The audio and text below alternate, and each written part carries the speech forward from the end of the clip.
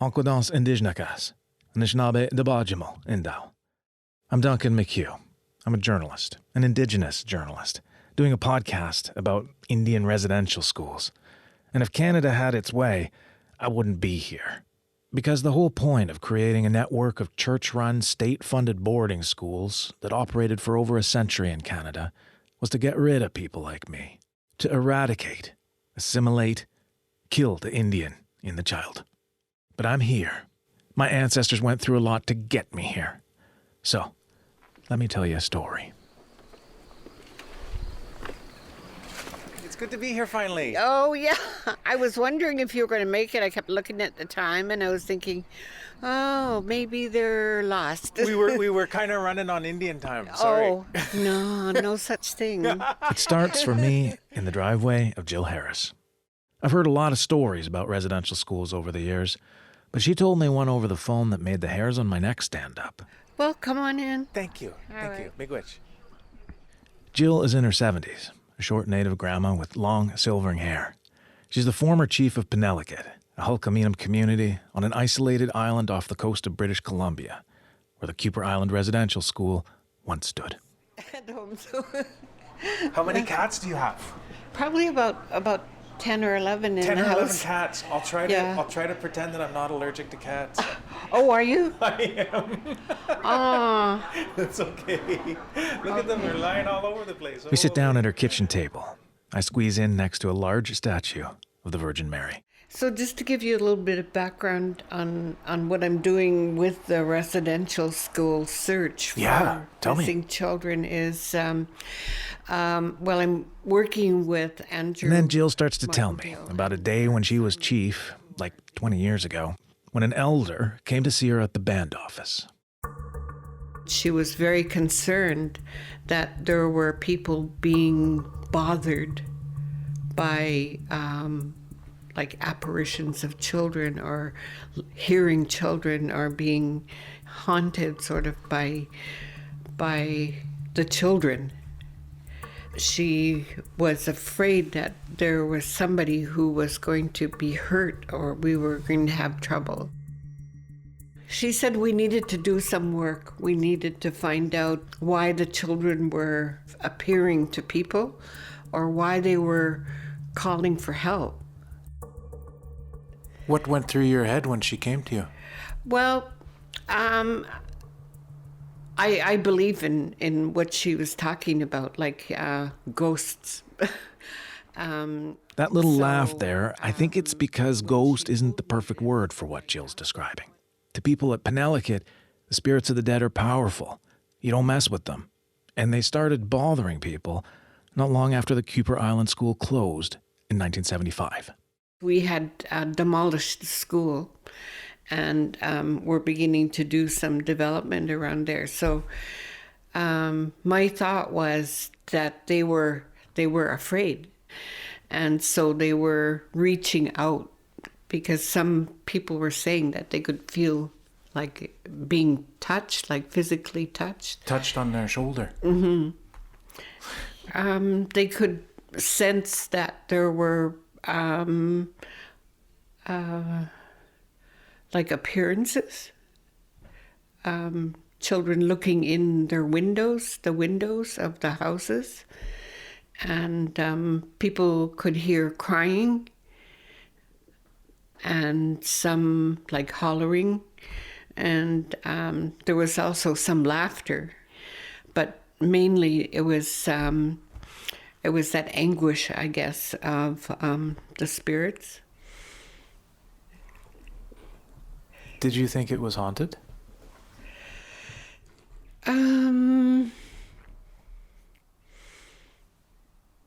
I think there was a disturbance.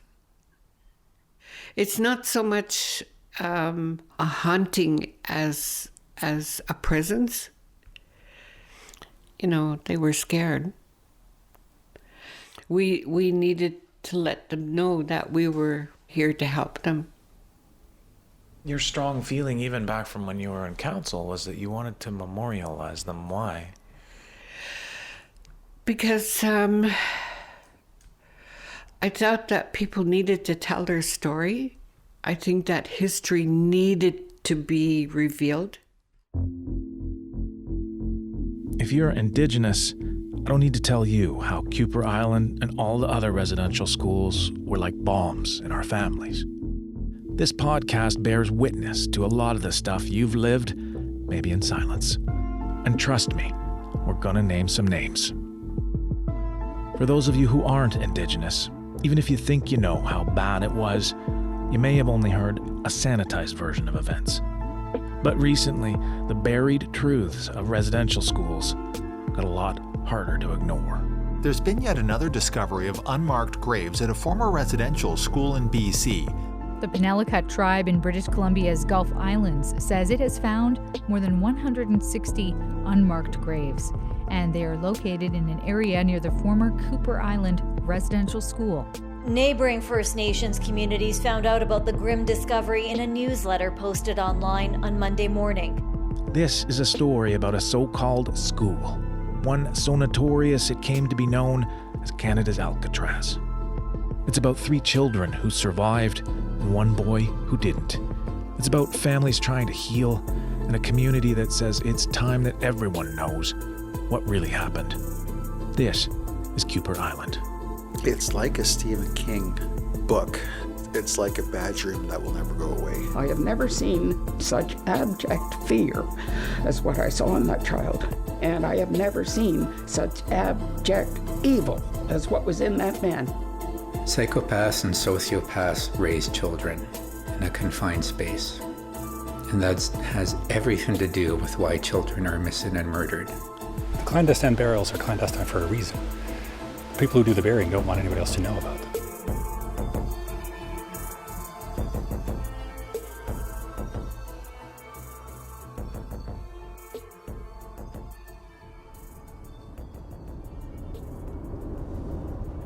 I'm winding down the Vancouver Island Highway with my producer, Jody Martinson. So we should be coming up to it very shortly here. A little zigzag and then on our left. Okay. Wow. Good morning, Salish Sea. The sunrise is really lovely. It's pink sky over the ocean. As we're trying to find the ferry terminal here. I lived in BC for years, but the largeness of everything here still blows me away. Think towering cedar trees and orca whales.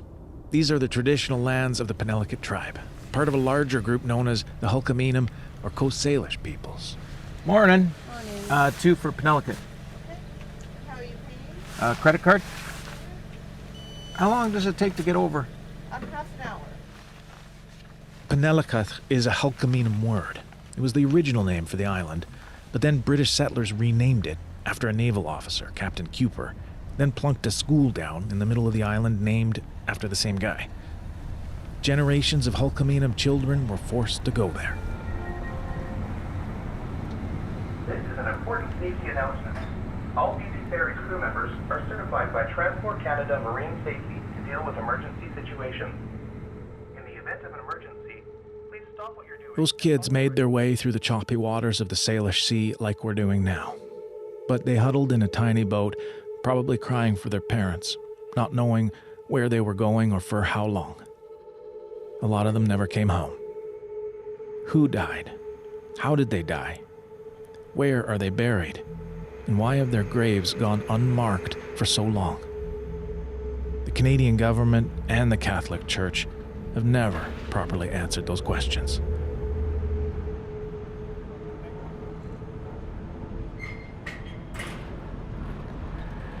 As we roll off the ferry, people are lined up, waiting to leave the island. And there's the obligatory teenage hoodie. It's waving in the lineup at each other. Everybody's smiling as they're getting on the ferry. I spot the fellow we've come to see walking off the ferry, Raymond, Tony, Charlie. Jody hops out to walk up the hill with them. It's a pretty typical rainy day. It is. But I know the river is real low right now. The salmon are going to come up pretty soon, so we need the rain. Yeah. This is a gorgeous Yes. Yeah, I caught that ferry for 27 years, coming to work every day. Tony was the social services manager for the Penelakut tribe. He's retired now and in his early 70s. He's a survivor of the Kuper Island School and a little wobbly on his feet. At the top of the hill, we meet up with Tony's younger brother, James, also a survivor. He's standing by a beat-up F-150 truck. Is this your truck? Yeah, an old wood truck. STR. I like the engine. I had a 350 in a Chevy Silverado. Yeah. That really was hard in gas compared to this. Yeah. This engine. James is kind of a man's man.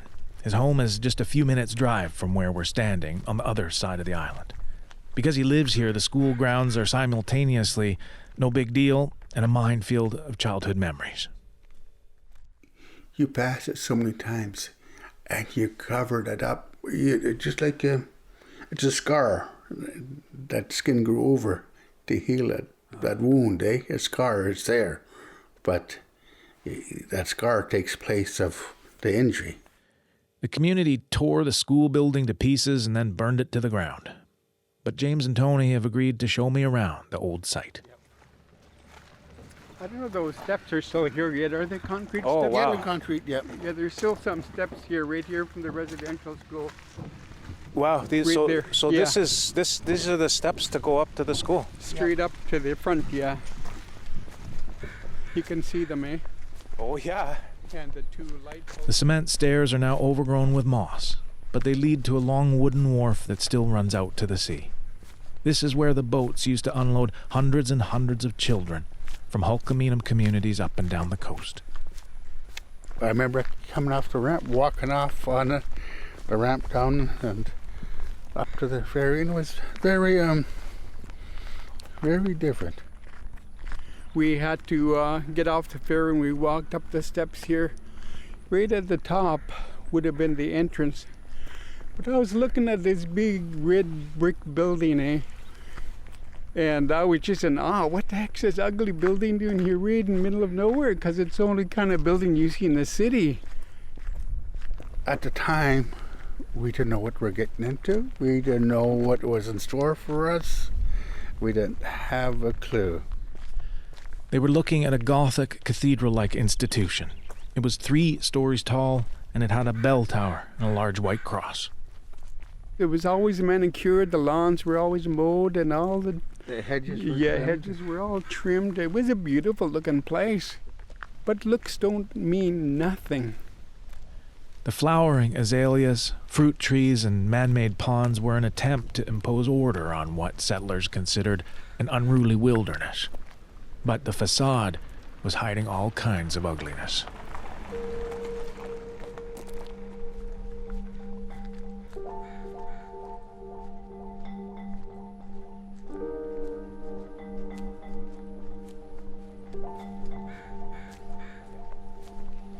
So just on the right there is where that incinerator was. It was basically a fuel tank. They cut it in half and they utilized that part for burning all the cardboard and the wood refuse from the school.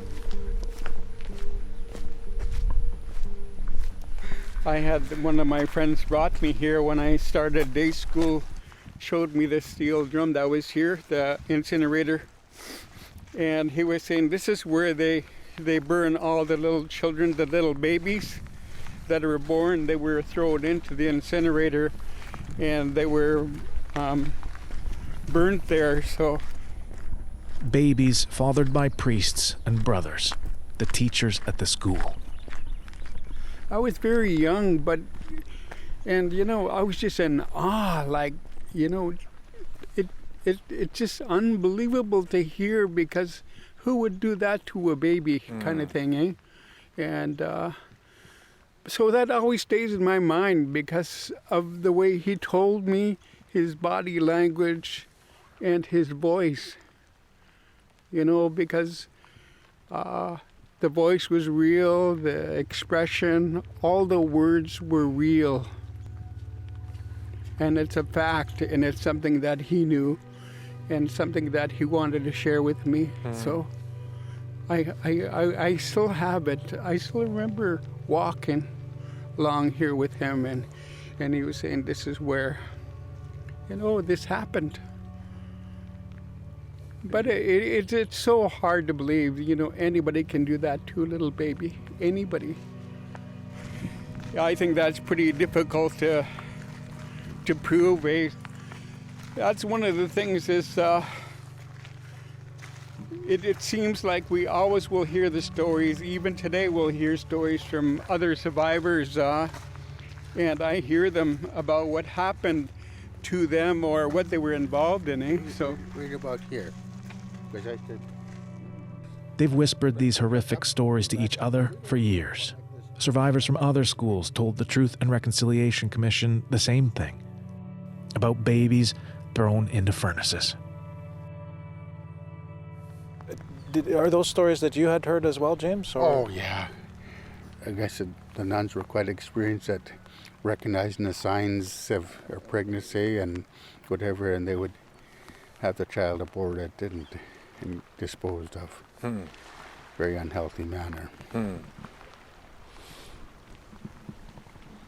Yeah. You said, I mean, that's a really disturbing story.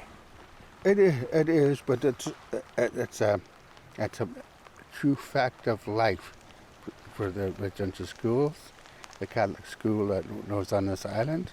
That's a true story. It's not a fabricated story. It's not a made-up story. It's not a hearsay story. It is a truth. And you kind of just acknowledged that. You were like proving it might be hard. I was just saying part of it is the way of our people is it's a vocal history that we always have learned from, because the words were shared over and over and over. It seems like they were repeated, but that becomes implanted in your mind. It becomes implanted in you. So it's like a. We keep walking past a line of gangly and twisted apple trees, remnants of the old orchards that once spread out all around the school. We stop in front of a couple of new houses. Yep. Yeah. There was a fence along here, along the field here. Well, when I was walking with him, he stopped here and he pointed me to the tree that was here, old apple tree. They were great big apples, eh? And he said, well, this is where they put some of the babies underground. They were buried here under the tree. And that's what he told me, buried under the tree, the apple tree. So it's still there, his words and stuff, and still very difficult. I can't imagine what it would be like for a child to hear that kind of thing. The stories would be dismissed as hearsay in journalism and law. But these secrets shared between children seem too evil for children to imagine. And the stories persist, passed down generations, truths that refuse to stay buried.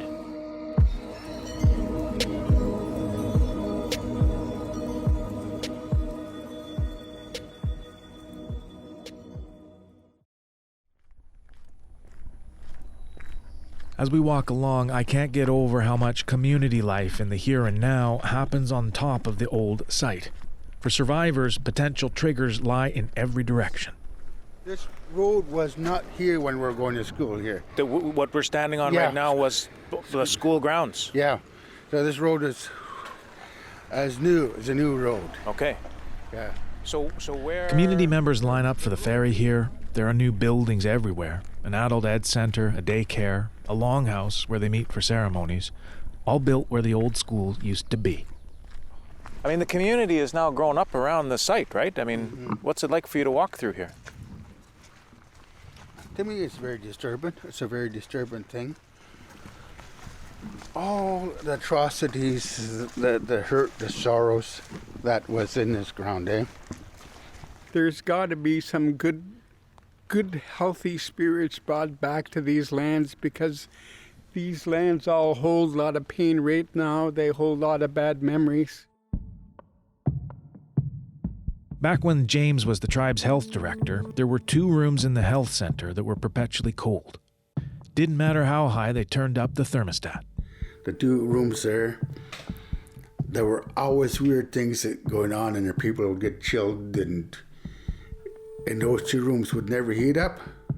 The band called in technicians to check the vents. Everything seemed okay. They analyzed the walls with radar guns. Nothing. No one could explain why it was always so chilly. Here's what James and everyone else knew, though. Those 2 rooms were built on top of what used to be the girls' side of the school. Why isn't he going in that room? It's unexplained. The doctors and nurses that we had in them always felt a presence in there. Kind of weird things always happened in those rooms. Little things dropping off the counter and onto the floor.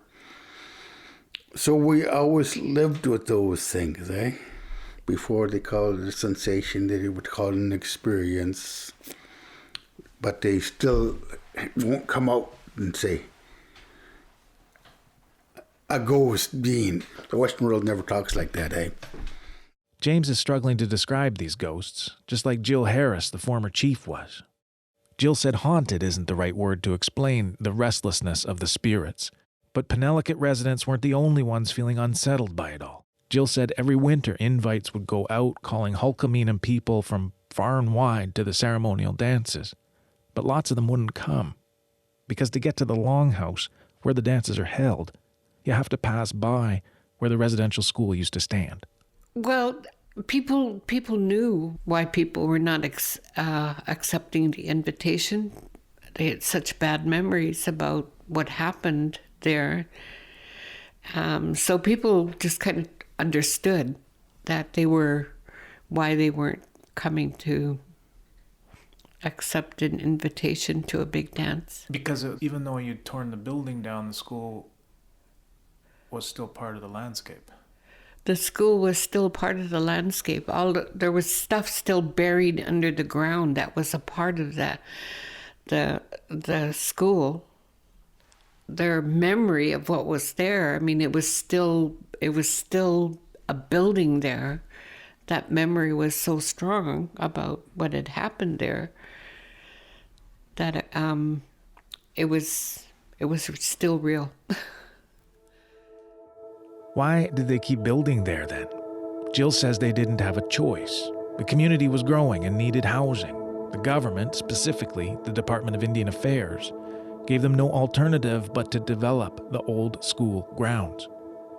There is more land where the development could happen, but it's just like when you're talking to Indian Affairs and they're saying there's already water there's already, it's already been cleared there, so that's the best place to have it. So that's where housing development took place. Penelakut was trying its best to move forward, but how could they when the landscape was littered with such awful memories? So a long time before anyone else was really paying attention to hidden graves at residential schools, the community took matters into its own hands and turned to technology. And there was a maple tree there in the corner of the girls' side, and that's where they found one of the babies born that was buried there, when they're doing the ground scanning. Ground-penetrating radar. Penelakut started to work with a team of archaeologists about 8 years ago. They wanted to dig foundations without worrying about disturbing unmarked burials. And they wanted to piece together what happened to the children who never made it home. When the radar started locating graves, some marked, some not, it brought all the pain back up to the surface of how the school had devastated families. Well, just over here on the right, just where the little trees are, just back that way about 50 feet where this sign is that they had that, they call that the wire mesh. And it was around the whole school grounds, and a lot of the people, when they came to the island, they weren't allowed to go inside there to see their children, But that is almost at the end of the boys' side right here, Yep. That building right there, where the boys' side would end. For James and Tony, the Kuper Island School was a generational curse. Their mother was sent there in the 1930s. James, Tony, and all 4 of their brothers and sisters in the 1960s. They weren't allowed to care for each other or bond. No, we never saw them at all. Nope. All our activities were separate from each other, our schedules, so we never would join. Just had movie night once in a while. Every 2-3 months you'd have a movie, eh? They kept us separate. They did a damn good job of separating us, family. And even brothers that lived, or that were in the boys' boarding dormitories, they made sure they kept us separated. You guys weren't that much different in age. You're only, 2 years? 14 months, 14 months, but then you hardly saw each other at all. Tony was a senior and I was an intermediate. So then I was on the second floor, Tony was on a different floor from me. Top. Junior boys on the top floor, so those floors did not mingle. That activities, different times activities for them. Why did they do that? Just destroy family, destroy the unity of a family. In many ways, it worked. Their mother was murdered on the streets of Seattle. They ended up orphans. I guess deep down, I'm not close to my sisters or one of my younger brother. It's some of our values and relationships were really broken down good, eh, by their residential school, and it's something that I don't know if it could ever be repaired, eh?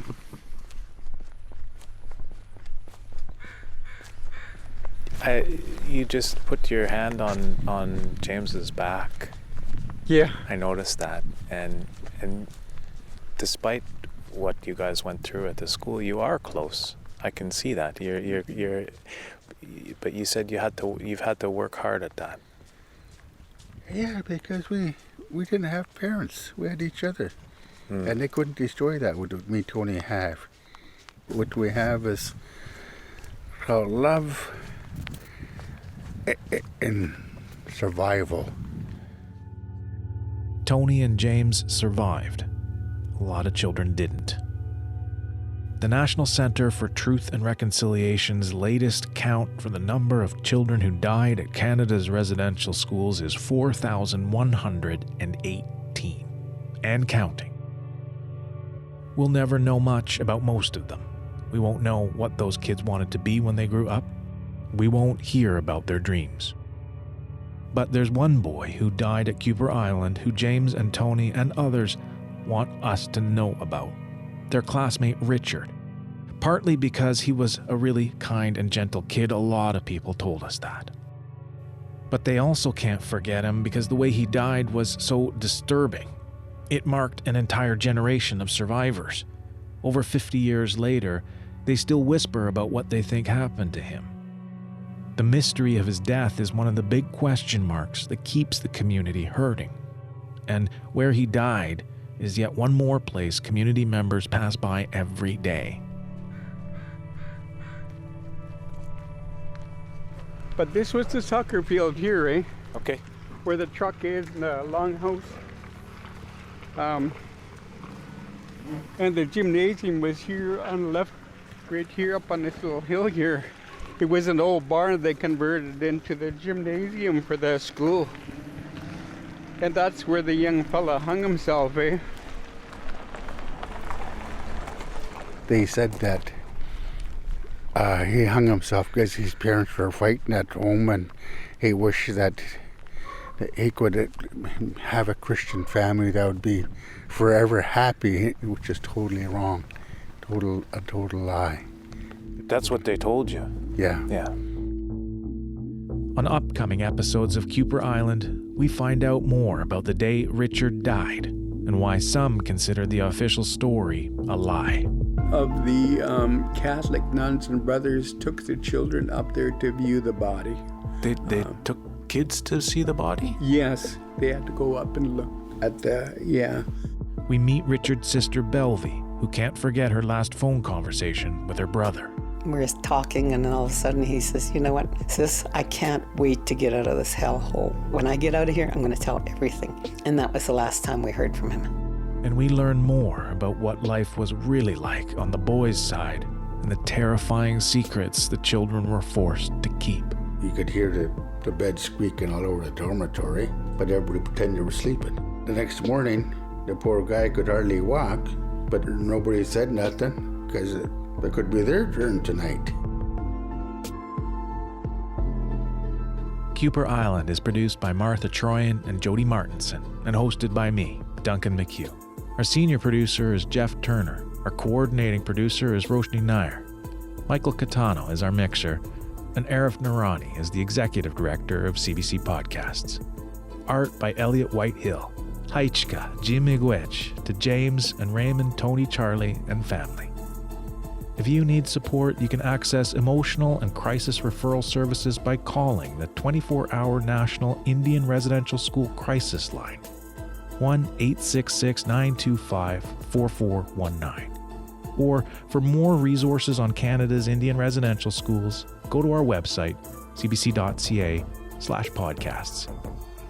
And if you like this episode, please help others find it by rating and reviewing us.